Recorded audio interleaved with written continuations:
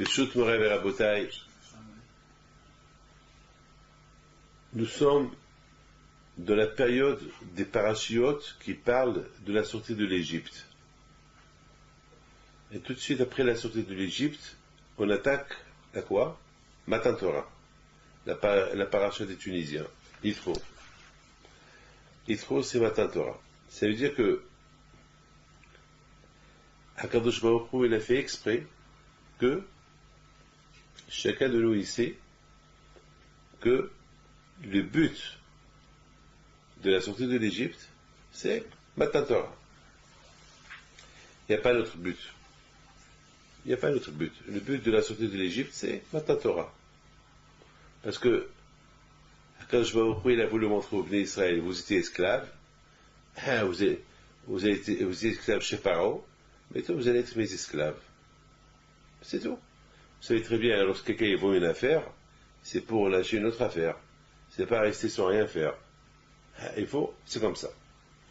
Donc c'est la parachute qui parle de Matan Torah, et voilà. Et après,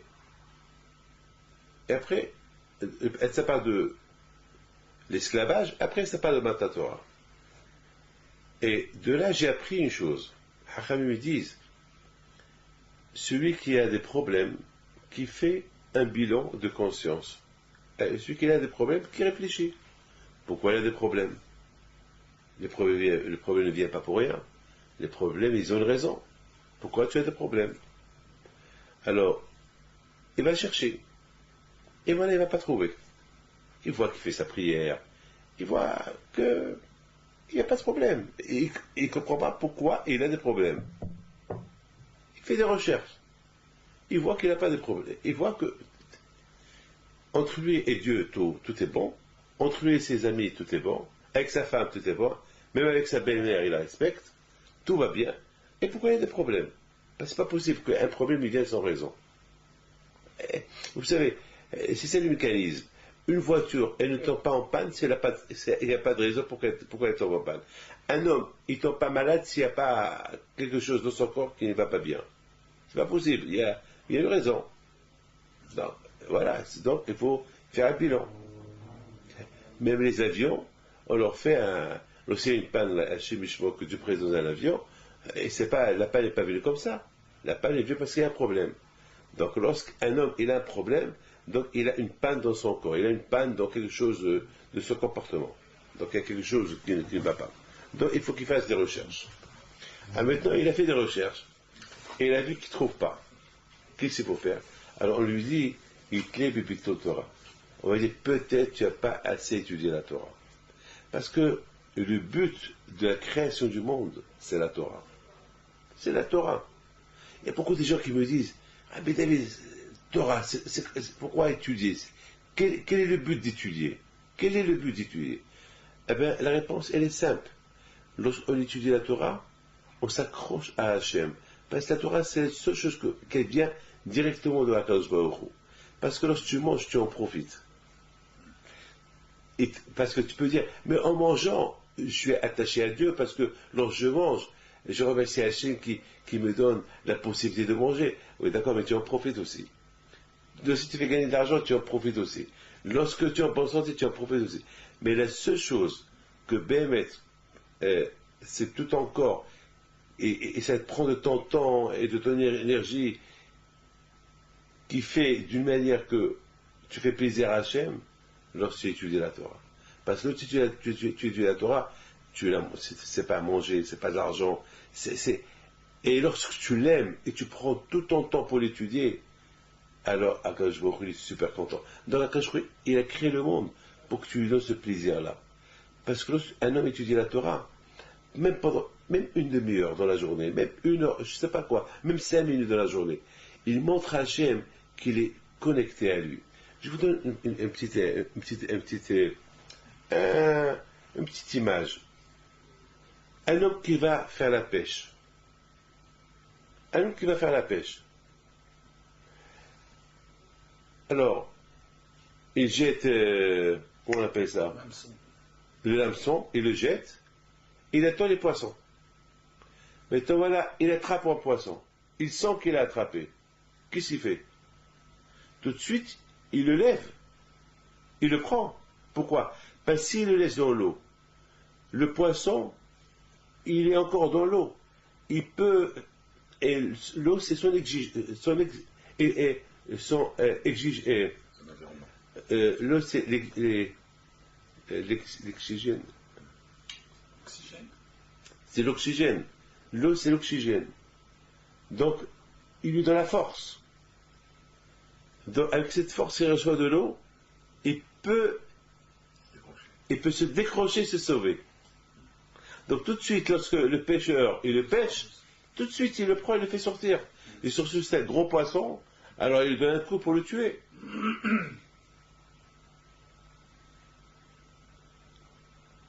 Lorsque le Satan, la seule façon pour lui de pêcher, de faire pêcher, comme le pêcheur qui pêche un poisson, pêcher un homme, c'est lorsqu'il étudie la Torah.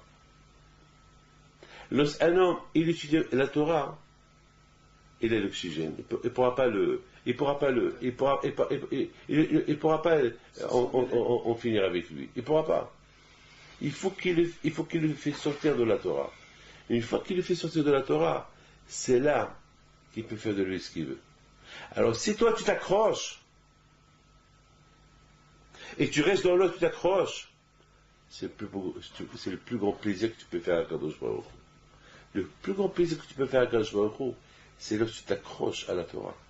Parce que la Torah, c'est quelque chose, a priori à la Torah, pour celui qui la connaît, et lui donne un goût super. Ta'amu Okito Hashem. La Torah, le goût de la Torah, on peut pas l'imaginer. On peut pas l'imaginer. On peut pas l'imaginer le goût de la Torah. Il est super. Mais pour ça, pour être riche, il faut beaucoup travailler pour être riche. Une fois que tu es riche, tu as un plaisir. Ah, je suis riche. Je n'étais pas, je suis riche. De même, la Torah au départ, c'est dur.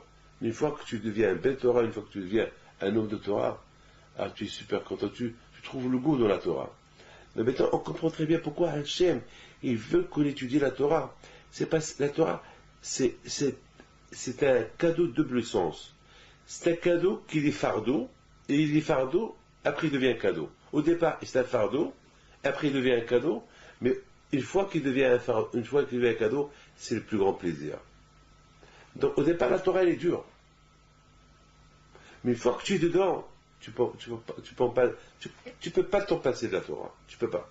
Et c'est pourquoi que je veut. C'est pour ça le Satan, il sait que c'est la Torah qui l'accroche l'homme à Dieu, et c'est la Torah qui l'accroche à vivre dans n'importe quel environnement, impur ou un endroit qui n'est pas sain. La Torah, elle va le protéger. Et la Torah, c'est un tout. Donc, c'est la raison pourquoi, quand je vois au coup, et en plus, la Torah, au départ, c'est un grand sacrifice. Pourquoi? Parce que lorsque tu vas gagner de l'argent, tu gagnes de l'argent. Mais lorsque tu vas étudier la Torah, tu vas me dire que je vais gagner. Je vais gagner quoi? C'est vrai, je ne peux pas te prouver que tu vas gagner. J'ai rien à te prouver, je ne peux pas. Mais, tu vas gagner. C'est tout. Tu vas gagner. Mais quoi? Tu vas gagner. Je peux pas, je sais pas. Tu vas gagner. Quoi? Eh bien, selon ce que tu fais pour tes propres affaires, lorsque tu travailles fort et tu gagnes beaucoup d'argent et tu t'en sors avec un grand plaisir, eh bien comme ça pour la Torah. Si tu te donnes pour la Torah, tu vas t'en sortir et tu vas être le plus heureux du monde. Mais c'est dur. Hein? Là, c'est du sûr, de la Torah, rien n'est garanti. Pourquoi? Parce qu'on ne sait pas comment tu t'es investi. Dans les affaires, on sait comment tu t'es investi, mais dans la Torah, on ne sait pas comment tu t'es investi. Si BME tu t'es investi, alors tu vas voir que la Torah, c'est la super affaire des affaires qui peut arriver. Donc c'est quelque chose. C'est pour ça, dans la Torah, il y a beaucoup de Sahara, et dans la Torah, c'est ça quand je vois, il nous dit, voilà, je vous ai tout donné, la vie, la santé. Vous savez les gens que je reçois aujourd'hui qui sont malades, vous ne pouvez pas imaginer. Parfois, je me dis, mais tout Paris est malade. Parfois, je pense que tout le monde est malade. Allez-y voir les hôpitaux.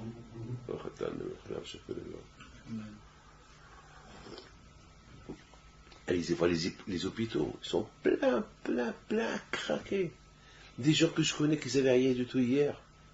qui sont jeunes, hein, soudainement une hémiplégie, soudainement un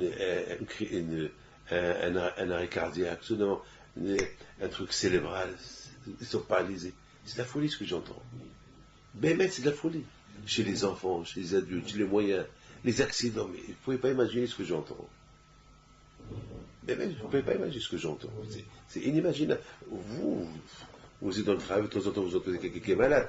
Mais moi qui est là, qui reçoit les gens, mais il téléphone du matin au soir, il n'y a pas un jour que je reçois presque 40 mauvaises nouvelles, 40, 50, parfois c'est 60 mauvaises nouvelles par jour. C'est la folie ce que j'entends. Il faut savoir une chose. Il faut savoir une chose. Que à Kadosh Baruch Hu, on est conscient des maladies. On est conscient lorsqu'on n'est pas malade. On est conscient. On est conscient lorsqu'on est riche. On est conscient lorsqu'on est pauvre. On est conscient lorsqu'on est dans un avion, qu'on est en plein air. Eh bien, l'homme, il doit arriver à être conscient qu'il a un but dans ce monde-là. Il faut qu'il soit conscient. Il faut que l'homme, il apprend à avoir cette conscience qu'il a un but. Il n'est pas là que pour manger, pour dormir. Il faut qu'il comprenne qu'il a un but. Il faut qu'il arrive à ce but-là. Il faut qu'il arrive. Quoi qu'il arrive, il faut qu'il arrive à arriver à ce but-là. Mais je vous raconte une histoire. J'ai un de mes élèves qui habite à New York. Il s'appelle Dr. Mensch. Hania vous la raconte cette histoire-là. C'est un qui a fait teshuva avec moi. C'est un grand chirurgien, un grand médecin. C'est une famille des médecins, ils ont des hôpitaux et tout ça. C'est David Mensch. Et Baruch Hashem, depuis qu'il est avec moi, Baruch Hashem, il a découvert le sourire. Parce qu'il commence à faire la Torah, le mitzvot, sa femme aussi, ses enfants. Vraiment, il est heureux. Il est heureux. Il est heureux. Il me raconte il y a 2 semaines, lorsqu'il était il est parti au Miami pour la fête de Hanouka, et sa femme, elle prenait des médicaments, et elle a oublié un certain médicament qu'elle n'a pas apporté avec elle de New York. Alors, ils déposent leur valise à l'hôtel, parce qu'ils sont arrivés un peu en retard, et ils avaient encore 1h30 avant Shabbat, ou 2 heures, donc ils cherchent le pharmacien, la pharmacie, elle trouve un médicament, mais pour l'autre médicament, elle n'avait pas assez d'argent. Ils ont oublié à l'hôtel, et la carte, les cartes, l'argent, donc ils n'avaient pas assez d'argent. Donc elle dit à sa femme, bon, qu'est-ce qu'on fait? On retourne chercher l'argent? Elle lui dit, mais le temps qu'on retourne chercher l'argent, et on retourne, Shabbat il va rentrer, comment on va faire? Aller le retour. Bon, au pire des cas, si j'ai une crise ce soir, tu appelles le médecin. C'est tout, on appelle le médecin. C'est tout. Avec l'espoir que je n'aurai pas de crise. Parce qu'elle avait besoin de ce médicament-là. Et son mari, c'est un docteur, il dit, bon, je suis là, et si tu as besoin, on appelle le médecin. Voilà. Et ils rentrent à l'hôtel. Bon, ils avaient encore 1/2 heure pour vite déballer, arranger la valise et arranger les trucs. Parce que tout était à côté de la porte. Elle rentre à la salle de bain pour mettre les choses qu'elle doit mettre à la salle de bain. Qu'est-ce qu'elle voit à la salle de bain? Une boîte de médicaments qu'elle avait besoin. Comment vous comprenez ça? Alors, le mari lui dit, attends, mais c'est pas possible, peut-être tu l'as amené avec toi de New York, et tu es rentré, et tu as oublié. Il lui dit, c'est pas possible, je suis même pas rentré à la salle de bain. On est rentré, on a posé, et on est parti chercher les médicaments. Comment? C'est pas possible. Eh bien, ils n'avaient pas de réponse. Alors tout de suite, le mari, ce qu'il fait, il prend la boîte pour voir d'où la boîte elle est sortie. Et c'était de Miami. Et la boîte elle est sortie de la pharmacie où ils étaient. Alors, il faut être fou. Mais c'est un monsieur qui est intellectuel. Lui, il me dit, ceux qui m'auraient raconté cette histoire, je le prends pour un fou. Parce que c'est un homme très intellectuel. C'est un chirurgien, c'est un grand docteur. Il a fait teshuva, ça veut dire qu'il est... on ne peut pas lui raconter n'importe quoi. Moi, quelqu'un me l'aurait raconté, ben j'aurais pas cru. Mais parce que lui me l'a raconté, je l'ai cru. Pourquoi? Parce que si lui croit, comment moi je ne vais pas croire? Hein? C'est pas possible. Mais comment vous expliquez cette histoire-là? Moi-même, j'arrive pas. Moi-même, mais je suis obligé de le croire. Je veux ne pas le croire. Mais j'arrive pas. J'arrive pas à ne pas le croire. Mais je raconte une autre histoire. Il y a une femme qui s'appelle Madame Chitrit, que Hachem il envoie une bonne santé comment ça s'appelle, que Hachem une bonne santé à son fils, meilleur génération. Alors, écoutez très bien, cette femme-là, son fils me raconte, à New York la semaine dernière, il me raconte une super histoire. Elle a dit que sa mère, elle était en Israël, elle est partie pèleriner à Rabbi Shimon Bar Yochai, et à côté de Rabbi Shimon Bar Yochai, il y a là-bas un tombeau dans une chambre qui s'appelle Rabbi Yitzhak Nafah, Rabbi Yohanan Atsandelar, Rabbi Yohanan le cordonnier. C'est tzaddik qui s'appelle le cordonnier. Vous savez, avant les tzaddikim, c'est comme ça, Rabbi Yohanan, ou bien le Rabbi Yitzhak, le forgeron, parce qu'il était forgeron, alors on l'appelle forgeron. Alors elle a dit, quoi? Ils ont enterré un cordonnier à côté de Rabbi Shimon Bar Yochai, mais il ne fallait pas comme elle a dit. C'est-à-dire, pour elle, qu'est-ce qui fait un cordonnier à côté de Rabbi Shimon Bar Yochai? Elle termine sa phrase, elle tombe, ses chaussures ils se cassent en deux. Elle tombe, et son pied est affaire. Je ne sais pas si elle s'est cassé le pied ou pas, mais elle tombe, elle part du cordonnier, ses chaussures. Et du coup, elle voit quelqu'un qui lui dit, waouh, tes chaussures sont bien cassées. Waouh, waouh, waouh. Qu'est-ce qu'il fait? Il les prend, il les colle, les deux, il les a fixés. Elle regarde, il dit, qui es-tu? Imaginez-vous, une chaussure détachée, tu les colles, il faut, je sais pas moi, attends, une paire de chaussures détachées, il faut les coller. Ou bien avec des clous, ou avec de la colle. Mais comment? Avec les mains, pam, pam. Il dit, bon, tes chaussures, je les colle, mais ton pied, je peux rien faire. Il s'en va, il disparaît. Elle le cherche. Qui c'est celui-là? Il ne peut être que Rabbi Hanan, le Sandela, qui est venu de notre monde, qui lui dit, il ne faut pas voir ce que j'étais. Il faut pas voir quel métier j'avais. Il faut voir qu'est-ce que j'étais. Je lui dis, Sophie, alors, il m'a dit, on ne sait pas. C'est Hachem. Parfois, il envoie des messages comme ça. Lorsque j'étais voir Madame Fhima, la pauvre, qui est entre la vie et la mort, une femme, la pauvre, une femme, c'est la sœur de cette Madame Chitrit dont je vous ai raconté, il y a 2 semaines. C'est la mère de Judas Fhima. Il est au sentier. Il vient chez nous toujours ici. Lorsqu'elle a eu une attaque cérébrale, ils l'ont pris à l'hôpital, les médecins ils ont dit, elle est là pour quelques secondes, elle va mourir, on ne peut rien faire, on ne peut même pas la toucher. Et les enfants ils ont dit, d'accord, nous on l'a amenée, vous n'allez pas la jeter, faites quelque chose. Non, il n'y a rien à faire. Son cerveau, il est plein, il n'y a rien à faire. Mais les enfants disent, bon, il n'y a rien à faire, donc on attend. On attend qu'elle se réveille. Vous attendez qu'elle se réveille, ils disent les médecins, elle va mourir. Eh bien, nous, on croit en Dieu. Nous, on sait qu'il y a un Dieu. Et nous, on a les moyens en Dieu. Vous faites votre travail, et nous, on lève les yeux chez Akadosh Baruch Hu. Effectivement, après une journée qu'elle est encore vivante, les médecins ils ont dit, bon, puisqu'elle vit, on ne comprend pas pourquoi elle vit, bon, on va voir qu'est-ce qu'on peut faire. Bon, ils ont enlevé le sang, elle vit. Ça fait 3 semaines maintenant qu'elle est à l'hôpital. J'étais la voir jeudi soir. Pour la première fois. Je lui fais la bracha, elle me fait. Elle dit Amen avec sa bouche. Elle dit Amen. C'est extraordinaire. Elle dit Amen. Elle a dit Amen. Aujourd'hui, hier, quand je lui ai enlevé les tuyaux, si Dieu veut, elle est en bonne voie. C'est la Emouna. Donc, vous voyez que le Satan, ça n'arrange pas que le juif, il a cette Emouna en Dieu. Ça n'arrange pas que ce David Mensch, qui fait des chevaux, il voit des miracles comme ça. Ça n'arrange pas le Satan que le juif, il s'approche d'Hachem à travers la Torah, à travers la Emouna. Le compte de son travail à lui, c'est de nous séparer de Akadosh Baruch Hu. C'est ça son travail.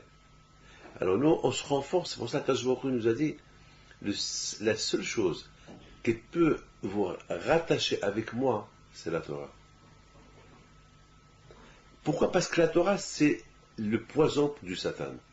C'est pourquoi celui qui veut se suicider, il prend du poison, il meurt. Si on veut tuer quelqu'un, c'est avec une arme à feu. Si on veut tuer le Satan, qui ne nous embête pas, pendant le laps de temps qu'on a besoin, c'est la Torah et les mitzvot.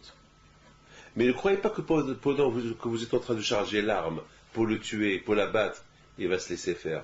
Il va tout faire pour se défendre. Lui aussi va utiliser ses armes. Il va trouver une belle femme. Très belle femme. Il va trouver une belle affaire. Une affaire qui n'est pas cachère. Pour essayer de te désarmer. Et à toi de répondre. À toi d'appliquer avec tes armes qui s'appellent Torah. Donc quelque part, quelque part, l'homme, il doit trouver dans sa vie un but. Un but pour pouvoir respecter ce que Hachem veut de toi. Il faut la Torah. Il faut la Torah. La Torah va te donner le goût pour l'aimer, pour faire ses mitzvot, et pour se connecter avec lui, et pour être attaché à lui. Il n'y a que ça. Vous savez, comment un homme, il aime un acteur, les Havdil, un acteur de cinéma. Comment un homme, il va aimer un chanteur? Il entend ses chants, ou il voit ses films. Les Havdil, hein, je vous donne qu'une image. On voit des gens qui adorent à tel et tel chanteur. Pourquoi? Parce qu'ils entendent ces chants, même s'il est moche. Même s'il est moche. Ah, s'il est beau, c'est encore mieux. Même s'il est pourri, même s'il sent mauvais. Mais parce que c'est ces chants que tu aimes. C'est comme ça. Comment les gens ils aiment un acteur? Comme ça, comment on arrive à aimer un repas, à manger? Parce qu'on le goûte. Le plaisir. Comment on aime un plaisir? Parce qu'on l'a goûté. Comment les gens ils deviennent drogués? Parce qu'ils ont goûté. Ils n'auraient pas goûté, jamais ils seraient drogués. Comment un fumeur devient fumeur? Parce qu'il a fumé. Après, c'est dur pour lui de s'en séparer de la cigarette. C'est comme ça. La vie, elle est comme ça. Celui qui veut aimer la Torah, il faut qu'il la goûte. C'est la raison pourquoi Kadosh Baruch Hu, il a donné à Am Israël, il leur a donné 400 ans de travaux forcés. Il leur a fait goûter c'est quoi la misère, c'est quoi le travail forcé, c'est quoi être esclave, c'est quoi la vie comme elle est dure. Et après, ce qu'il leur a donné, il leur a donné après la richesse. Lorsqu'ils ont quitté l'Égypte, ils ont quitté l'Égypte multimilliardaires. Il y a le pauvre des pauvres, il avait 35 chats, 36 ânes, pleins d'or et d'argent. Alors imaginez, il paraît que Korah, il est sorti avec 380 chargements que des clés de ses coffres. Alors on compte pas les coffres, que les clés. Alors imaginez combien de milliers de coffres qu'il avait. On ne peut pas imaginer. C'est-à-dire que quand je a dit, voilà, vous avez goûté la richesse. Voilà, je vous fais goûter la richesse matérielle. Vous avez goûté l'esclavage de Paro. Vous allez maintenant goûter, c'est quoi le matériel? Maintenant vous allez venir goûter la Torah. Il faut quand même goûter.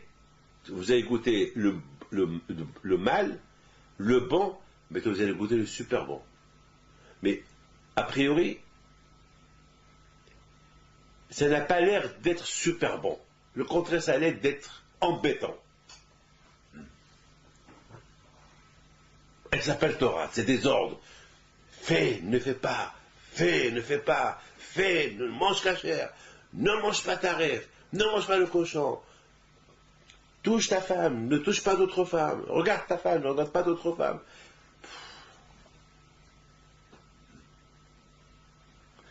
Yeah. C'est dur, tout ça. Mais vous allez voir. Une fois que vous êtes dedans, vous allez voir, vous allez être d'accord avec moi. Donc c'est la raison pourquoi Kachor, il nous oblige. C'est pour ça que toujours je me suis posé la question, pourquoi Kachor nous force à étudier la Torah, Yuma Valaïla, nuit et jour. Qu'est-ce que tu veux de moi? Nuit et jour, comment je peux faire nuit et jour? Nuit et jour. Il faut se forcer, il faut mourir pour la Torah. Pourquoi? Pourquoi? Parce que c'est comme par exemple, c'est comme quelqu'un qui est fainéant et qui perd des affaires. Qu'est-ce qu'on lui dit? Dommage, tu perds des super affaires pour un quart d'heure de sommeil. Réveille-toi, lève-toi, dommage. Bon, au départ, il se lève, il est tout tordu, et à la fin, il va difficilement, il signe l'affaire, il voit l'argent. Il est content. Merci maman. Il est content, c'est comme ça qu'un soir, vous allez dormir un jour toute une vie sous un tombeau. Profitez de la vie que je vous ai donnée. Ne dormez pas, même pendant votre vie, ne dormez pas. Soyez amis du livre et ne soyez pas amis du lit. Ça fait peur, ça. Parce que le lit, il va rester toujours éternellement votre ami. Et le livre, il sera ami avec vous avec le laps de temps que vous l'avez étudié dans ce monde-là. Il sera votre ami là-haut. Mais si vous lui donnez toujours priorité, alors, même pour le peu de temps que vous l'avez étudié en bas, il sera votre ami là-haut pour tout le temps. Une fois, j'ai donné un argument à quelqu'un, un argument très fort argument, un argument terrible. Je dis à quelqu'un, combien tu dois vivre? 70 ans. Il m'a dit, Shalom, je veux 120 ans. Je lui ai dit, d'accord, combien 120 ans? 120 ans, c'est beaucoup. À vivre dans 90 ans, ça te va? Il m'a dit 90 ans, un peu plus, 95. Je lui ai dit, d'accord, tu es tunisien, d'accord, à 2 ans, tu vas vivre 95 ans. Mais dans de ces 95 ans, combien toi tu vis? Toi, combien tu vis, toi? Si tu mets tout le temps que tu manges, tout le temps que tu dors, et tout le temps que tu parles de ta vie, combien tu as vécu pour toi? Combien tu as vécu pour toi? Il m'a dit, j'ai vécu le temps que j'ai mangé de jour. Je dis, ça compte pas. Ça compte pas. Ce qui compte, c'est la vie spirituelle. Et cette vie spirituelle, elle n'est pas quelques heures par jour d'études, la prière, peut-être 10 ans, 15 ans sur 75 ans. Sur 95 ans, tu vas avoir que 10 ans, et c'est ces 10 ans-là, c'est ça ta vie. C'est ça ta vie. Parce que le reste, c'est dormir, c'est manger, c'est travailler, c'est courir, c'est parler. Ça va à la poubelle. Ça va au tombeau. Mais qu'est-ce qui va aller avec toi à Gan Eden? C'est fort ça, hein? Qui va aller avec toi? C'est les 10 ans. Alors j'ai expliqué, je dis, Akadosh Baruch Hu, il nous donne un peu de temps comme ça, 10 ans de mitzvot, de vie spirituelle dans une vie de 95 ans, qu'après Akadosh Baruch Hu va rendre ce peu de temps un grand temps, une vie éternelle. C'est comme un élastique que tu l'élarges. Un élastique qui est petit, tu l'élarges, ça qui devient très grand. J'ai dit, ça c'est la première chose. J'ai autre chose. Akadosh Baruch Hu, il sait que Yaakov, il va vivre 95 ans. Et quand je dis à Yaakov, il faut étudier la Torah, il faut manger kasher, prière. Alors Yaakov il dit, Hachem, tu m'as donné 95 ans. Sur ces 95 ans-là, si j'enlève tout le temps que je vais étudier tout ça, ça veut dire, en tout, c'est à peu près 15 ans. Alors ça veut dire que tu ne vas pas donner 95 ans, tu vas donner que 75 ans. Quand je lui ai dit justement, je devais te donner que 75 ans. Mais j'ai pris en considération les 15 ans que tu vas me donner à moi. Alors ceux-là, je les ai donnés en plus. Pour ne pas que tu me dises demain, je t'ai enlevé de ta vie. Maintenant, le plus grand drame, c'est après 120 ans quand je vais au rue, il dit à l'homme, mais monsieur, toi, monsieur, tu devais vivre 75 ans. Je t'ai donné 15 ans ou 20 ans pour me les sacrifier. Et tu me les as pris. Parce que tu les as utilisés pour aller à Eilat, tu les as utilisés pour aller à Côte d'Azur, tu les as utilisés pour faire tes marathons, pour faire des bêtises, alors qu'est-ce que tu m'as volé? À part le temps que je t'ai donné, tu m'as volé mon temps à moi. Parce que n'oubliez pas que le temps que la Chimie nous donne, à part notre temps à nous personnels, il nous ajoute aussi un temps qu'on va lui sacrifier à lui. Mais après, c'est pour ça qu'il dit Vikhu literuma. C'est quoi Vikhu literuma? Prenez, prélevez pour moi ma teruma. Pourquoi la Torah ne dit pas donnez-moi la teruma? C'est quoi prélever pour moi? C'est-à-dire prélevez pour moi mon Dieu. Prélevez de votre temps, prélevez de la vie que je vous ai donnée, de mon Dieu. Parce que le temps que je vous ai donné pour faire les mitzvot et la Torah, ça c'est un temps bonus que je vous ai donné pour votre vie. Ça ne vous appartient pas, ça il m'appartient. Alors au moins celui-là, utilisez pour moi. Même celui-là, vous l'avez pris pour vous. Alors qu'est-ce que vous allez laisser? C'est grave, ça fait peur. Ça fait peur. Moi, je vous dis que ça me fait peur. Oui, ça fait peur.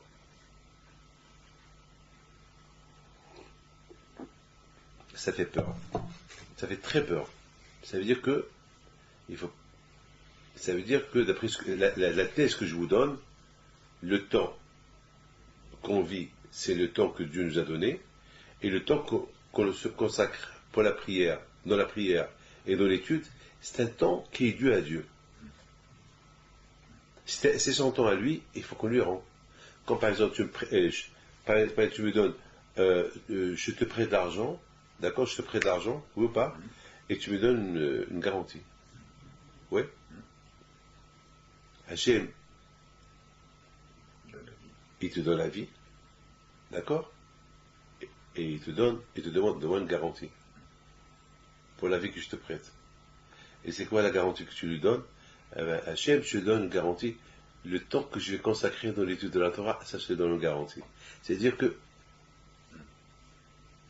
mais, et si tu ne le fais pas? C'est un problème. Lorsqu'on vole le temps à Dieu, eh bien le Dieu, qu'est-ce qu'il fait? Il reprend son temps. Dieu te dit, attends, à part le temps que je t'ai donné, tu me voles le temps aussi que je guide mon Dieu? Alors, je ne suis pas d'accord avec toi. Beaucoup de fois, ça nous arrive qu'on perd beaucoup de temps pour rien. Beaucoup de fois, on se lève le matin pour faire quelque chose, et là, il y a des choses qui tombent sur nous, et au lieu qu'on s'occupe des choses qu'on doit gérer, on perd le temps sur autre chose.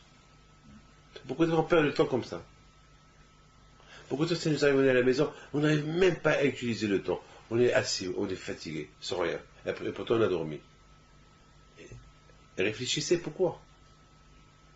La Gemara dit un homme qui a des problèmes, la première chose qu'il doit penser, qu'il fait un bilan. Pourquoi il a ce problème?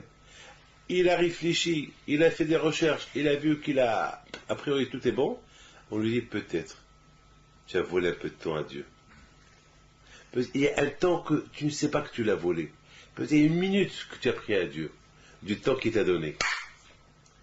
De son Dieu. C'est pour ça que la Torah dit, il nous urge de s'acharner sur la Torah. De mourir pour la Torah. Pourquoi? Parce que c'est dommage de perdre le temps que Dieu t'a donné. Parce que tu t'acharnes pour gagner de l'argent. Tu t'acharnes pour faire ça. Et pourquoi tu ne t'acharnes pas pour la chose qui t'apporte tout le bonheur, qui t'apporte la vie, qui s'appelle Torah? Pourquoi tu ne t'acharnes pas sur la Torah? Pourquoi pas? Peut-être à cause de ça qu'il y a ce problème. Mais tu comprends la sortie de l'Égypte. La sortie de l'Égypte, elle avait un but. Un but. Il dit à Moshe Rabbeinu, Moshe, lorsque vous quittez l'Égypte, lorsque Moshe Rabbeinu, il a fait connaissance à Moshe de le mont Sinaï, il lui a dit, Moshe, lorsque vous quittez l'Égypte, vous allez traverser cette montagne-là. Vous allez traverser cette montagne. Et dans cette montagne, je vais vous donner la Torah. Parce que c'est ça le but. C'est ça le but. Et dans le Sinaï, il sont restés 40 ans. Pour s'accrocher plus dans la Torah. Et après, il leur a donné à Israël. Akadosh Baruch Hu, il a entraîné les Juifs pendant 40 ans comme un sportif, un boxeur. Un boxeur qui vient faire la guerre, contre un boxeur, même si c'est un grand boxeur, 100% il va tomber, il va être KO. Pourquoi? Parce qu'il y a la tactique de la boxe. Imagine, moi je suis l'homme le plus fort du monde, et j'ai devant moi un petit boxeur, mais il connaît toute la tactique de la boxe. À quoi ça que je suis l'homme le plus fort du monde? Je viens vers lui, il me fait un coup, il me fait comme ça, et il me fait KO. Et à quoi sert? À quoi sert? Quand quelqu'un qui vient de loin, il voulait se battre avec un autre karaté, et le monsieur, il faisait tous les gestes du monde, il sautait 20 mètres, et l'autre, que jamais dans sa vie il a fait ni karaté ni rien du tout, il regarde ce monsieur-là, et il voit, ça démontre ça va pour l'effrayer, pour l'impressionner. Regarde avec qui tu as affaire. Et qu'est-ce qu'il fait de loin? Il prend son revolver, il le tue. Alors avec tous ces gestes qu'il a fait, il est tombé. Ça veut dire, le Satan, il vient avec toutes ces méthodes, comme ce karaté mana qui veut faire une démonstration. Une Mishnah, un peu une halakha, que tu lis, parce que c'est un malach, c'est un ange de Satan, tu le rends KO. Il y a la tactique. Vivre dans un monde où il y a la pourriture, un monde de Sahara, il faut la Torah. Il faut la Torah. On vit dans un monde de Sahara, il faut la Torah. C'est pour ça qu'Akadosh Baruch Hu, il veut qu'on sache, lorsqu'on aime, il faut qu'on aime la Torah comme qu'on aime l'argent. Il faut qu'on aime la Torah comme qu'on aime nos femmes et nos enfants. Il faut qu'on aime la Torah comme on aime se lever le matin pour aller aux vacances, et on est en plein vacances, et on se régale dans les vacances. Comme ça on doit aimer la Torah. C'est pas normal que tu aimes ça plus que ça. C'est pas normal que tu es esclave de ça et tu n'es pas esclave de la Torah. C'est pas normal. C'est pas normal. Akadosh Baruch Hu ne comprend pas ça. C'est pas normal. C'est la raison pourquoi Akadosh Baruch Hu, avant que les Juifs ont quitté l'Égypte, Akadosh Baruch Hu a fait beaucoup de démonstrations aux Juifs pour qu'ils savent avec qui ils ont affaire. Tous ces plaies qu'il a donnés aux Égyptiens, il a bouleversé la nature, la mer qui se coupe, les rivières qui deviennent du sang, c'est la folie, tout le sable qui est devenu des poutres, tout ça, attends, qui peut faire ça? Que Akadosh Baruch Hu. Mais au départ, ils croyaient que Pharaon c'était un super sorcier, un super dieu, ils ont vu que Pharaon c'était un toutou. Ouello, rien du tout. Ouello, devant Akadosh Baruch Hu, rien. Rien. Donc, quelque part, Am Israël, ils étaient. Akadosh Baruch Hu, il a montré à Am Israël qui il était. Une fois, quand Akadosh Baruch Hu, il a montré aux Juifs en Égypte, qui il était, que c'est lui qui gouverne le monde, c'est lui le Dieu des dieux, et ce Dieu égyptien, ça y est. Et en Égypte, il n'a pas fait ça, cette démonstration en dehors de l'Égypte. Parce qu'ils peuvent dire, ouais, mais tu ne nous as pas montré en Égypte que tu es plus fort que le Dieu égyptien. Ah ben, le Dieu égyptien, il a rendu chaos en Égypte, devant eux, devant leurs yeux. Ah, ça va. Après, ils sont sortis riches. Après, ils sont partis. Ah, ils sont tranquilles. Et voilà encore l'Égyptien qui court derrière eux. Encore qu'un soir, ils vont comme faire une autre démonstration. Laquelle? L'Égyptien qui court derrière les Juifs, pour les ramener en Égypte. Alors là, l'Égyptien, ils ont dit à Moshe, à tout le travail que Dieu a fait en Égypte, soit qu'on a commencé à croire en lui, soit qu'on était super content que ça, on a trouvé notre chemin, on a trouvé Dieu, on a trouvé. Et pourquoi il nous fait ce coup-là de Pharaon qui vient? Alors quand Moshe Rabbeinu leur répond, il leur a dit, justement, beaucoup des fois, ça peut arriver, écoutez bien, un homme qui a des problèmes, et lorsque il voit le soulagement de ces problèmes, il recommence encore à trafiquer, il recommence encore à faire des bêtises. Alors quand il veut me montrer que dans la vie, les problèmes ne s'arrêtent jamais.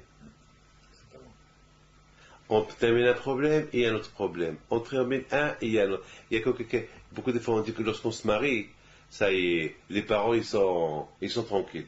Le contraire, les parents ils deviennent encore, ils souffrent encore plus une fois que, Parce que mettons moi, David Pinto, lorsque je me suis marié, bon, mes parents, ils ont cru qu'ils sont tranquilles de moi.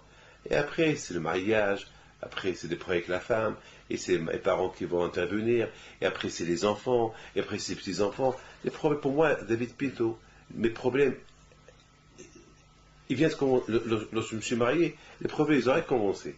Parce qu'après, il faut élever les enfants, il faut des problèmes, et c'est comme ça, la vie est dure. Mais il faut savoir affronter la vie, avec Dieu. C'est ce que Hachem a voulu montrer aux Juifs. C'est-à-dire que maintenant que vous avez quitté l'Égypte, vous croyez que c'est, vous avez, maintenant c'est la détente. Il n'y a pas de détente. Les problèmes, ils vont commencer encore maintenant. Voilà, par où qu'il a, il faut ouvrir. Alors qu'est-ce que vous faites? Vous priez. Alors, qu'est-ce qui va se passer? La mer va se couper, et Paro et tout son peuple, ils vont quoi? Ils vont couler. Et après, ça y est. Non, après, ils avaient soif. Et après, ils ont eu de l'eau. Ah, mais ça c'est super. Après, ils ont faim. Il faut donner à 4-5 millions de personnes de le à manger. Les problèmes, c'est les problèmes. Il faut vivre avec les problèmes. Mais grâce à Dieu, on a Dieu. J'ai mon copain qui s'appelle Dieu, Hachem. Je t'adore. Quand je m'ouvre. J'ai un problème, je l'appelle, je l'implore. C'est mon père. Mon père, il est mort. Mais j'ai un autre père qui ne meurt jamais. Qui s'appelle Dieu, Hachem. Je le vois. Il y a quelqu'un qui m'a dit, mais Rabbi David, mais il est où? Ben, je lui dis, il est là. Il est où? Il est là. Tu ne le vois pas? Il dit, non. Je dis, ben, moi, voilà. L'ambassadeur de Dieu, c'est quoi un ambassadeur? Celui qui représente le roi. Oui ou pas? C'est quoi l'ambassadeur? Celui qui représente un pays. C'est quoi l'ambassadeur? C'est quoi les ambassadeurs de Dieu? Le soleil, l'énergie, l'air, la création, le manger. Et le grand ambassadeur de Dieu, c'est la Torah. Il a plein d'ambassadeurs. C'est la raison pourquoi quand je m'en il veut qu'on étudie. Je vais dire, mon cher Rabbeinu, Moshe, avec tout ce que les Juifs ils en veulent, s'ils ne reçoivent pas la Torah, ils vont oublier tout ce qu'ils en veulent. C'est la Torah qui va mettre, c'est comme un chèque. Un chèque, s'il n'est pas signé, même si elle a la plus grosse somme du monde, s'il n'est pas signé, il est zéro. S'il est signé, tu vas à n'importe quelle banque, tu encaisses ce chèque. Mais il faut une banque où il y a d'argent. Le Satan, il te donne un chèque signé, mais il n'y a rien du tout. Le chèque de la Torah, il est signé, il y a la vie et la santé, il y a tout. Il y a tout. C'est du quoi, quand je vois il veut qu'on étudie la Torah. Quand je dis à mon cher Rabbi Moshe, à quoi sert tout ce que je leur ai donné, tout ce que je leur ai montré, mais s'il n'y a pas la Torah, c'est comme un chèque qui n'est pas signé. Ah, le chèque, il est impressionnant, mais à quoi sert? Il n'est pas signé. Et ça ne sert à rien du tout. Tout ce qu'on voit de Dieu, ça ne sert à rien s'il n'y a pas la Torah. C'est la raison pour laquelle je l'ai dit maintenant, il faut leur donner la Torah. Et Hachem les a entraînés pendant 40 ans dans le désert, comme ça. Et on n'est pas devenu un peuple de Dieu comme ça. Il fallait du travail. Il fallait travailler. Et je termine avec ça. Il y avait une fois le roi Adrianus qui était avec Rabbi Shua ben Hanania. Il a dit, j'ai envie d'inviter Dieu à lui faire un repas. Ça fait bizarre, hein? Je vais inviter Dieu à lui faire un bon repas. Il dit, Dieu, mais tu es fou, quoi. Je lui dis, oui, je suis l'empereur romain. Tout le monde entier il est à mes pieds. Étant Dieu, c'est un roi, le roi des rois. Bon, moi aussi je suis le roi des rois. Et Rome est capable d'inviter Dieu et bien l'accueillir. Ah bon, d'accord. Alors tu veux l'inviter? Ouais. Alors, tu sais que Dieu, si tu l'invites, s'il vient, il ne va pas venir seul, il va venir avec tout un entourage avec lui. D'accord. Rome, elle peut subvenir aux besoins de cette invitation. Alors on va faire l'invitation dans un désert, parce que le désert il est vaste, il est grand, et on va commencer à préparer de mettre le festin qu'on commence de maintenant, 6 mois à l'avance. Et 6 mois à l'avance, ils ont commencé à construire des tentes, et des tentes, et des tentes, et des tentes, et des cuisines. Et ils ont construit une ville pour le jour X. Et le matin, ils étaient tous dans le désert. Tout Rome était là-bas. Adrianus, bien habillé, comme César. Rabbi Shua ben Hanania était là près. Wow, wow.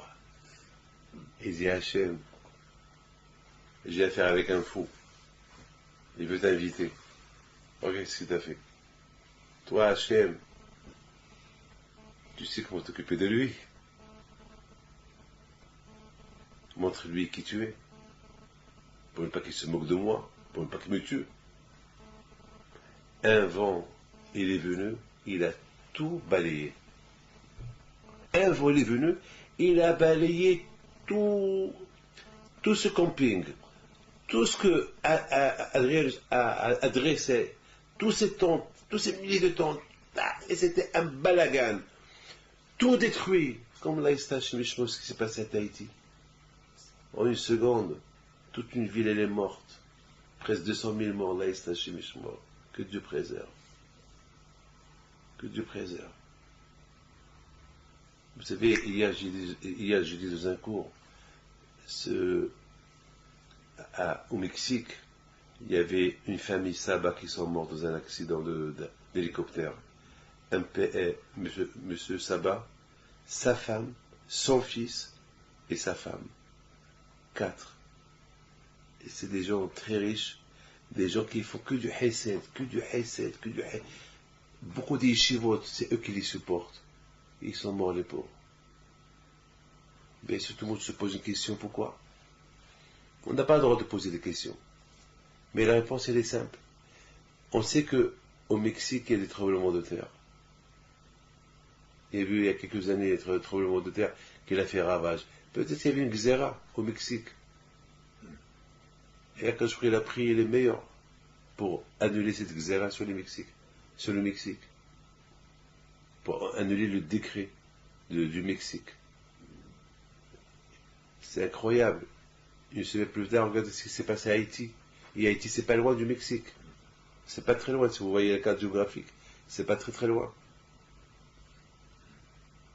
C'est pas très très loin. Vous regardez bien la carte géographique, c'est pas loin. C'est la mer, c'est Acapulco, c'est le détroit là de Miami, tout ça, c'est pas loin. Qui me dit? Peut-être. Alors, quand je ferai la prise, ces 4 sadikim là, pour annuler une mauvaise chose qui devait arriver au Mexique.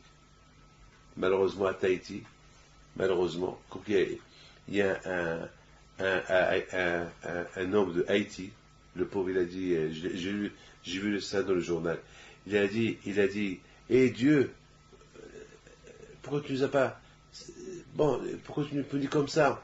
C'est-à-dire, eux-mêmes, lui-même, il implore Dieu. Le pauvre, bon, malheureusement, je sais pas, malheureusement, ça fait de la peine, ça fait de la peine. Moi, j'ai donné ordre à beaucoup de gens qui envoient des dons, qui aident. Ben, c'est des êtres humains comme nous, des pauvres. C'est que le bon Dieu protège son monde. Donc après, le roi Adrianus, il dit à Rabbi Shua ben Hanania, qu'est-ce qui se passe? Il dit, bah, tu as invité Dieu, et tu crois que Dieu, il va venir seul. Lorsque Majesté, lorsque quelqu'un t'invite, tu vas seul? Tu vas avec toute ta cour. Hein? Toute ta cour, elle va avec toi. Eh bien, Hachem, il est venu. Le vent, ça fait partie de la cour de Dieu. Et le vent, il vient pour nettoyer un peu. Ben, il a nettoyé, et voilà, Dieu, il est là, et où est le manger? Où est le repas?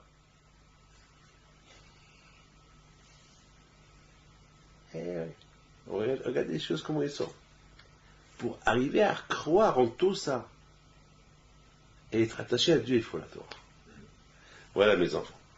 Voilà. Que le bon Dieu vous protège, je vous donne le bracha b'atzlacha. C'est ça la paracha de Béchalach. Béchalach, c'est très important que Akadosh Baruch Hu fait une démonstration aux Juifs. Parce qu'il ne faut pas que les Juifs croient que Une fois que tout va bien, ça y est, on peut faire ce qu'on veut. Une fois que tout va bien, il faut savoir qu'il peut y avoir des problèmes encore. Alors, c'est-à-dire, il faut toujours être prêt à affronter les autres problèmes. Mais être prêt avec Dieu.